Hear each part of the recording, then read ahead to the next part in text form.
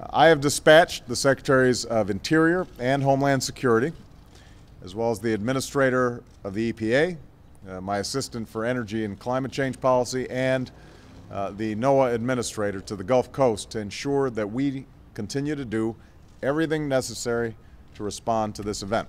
And I expect their reports from the ground today.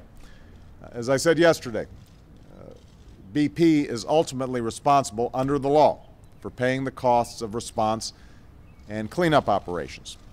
But we are fully prepared to meet our responsibilities to any and all affected communities. And that's why we've been working closely with state and local authorities since the day of the explosion. There are now 5 staging areas to protect sensitive shorelines. Approximately 1,900 federal response personnel are in the area, and more than 300 response vessels and aircraft on the scene 24/7. We've also laid approximately 217,000 feet of protective boom, and there are more on the way. I've ordered Secretary Salazar to conduct a thorough review of this incident and report back to me in 30 days on what, if any, additional precautions and technologies should be required to prevent accidents like this from happening again. And we're going to make sure that any leases going forward have those safeguards.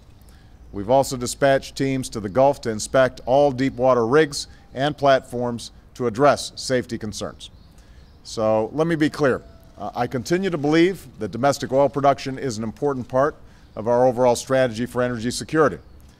But I've always said it must be done responsibly for the safety of our workers and our environment. The local economies and livelihoods of the people of the Gulf Coast, as well as the ecology of the region, are at stake. And we're going to continue to update the American people on the situation in the Gulf going forward.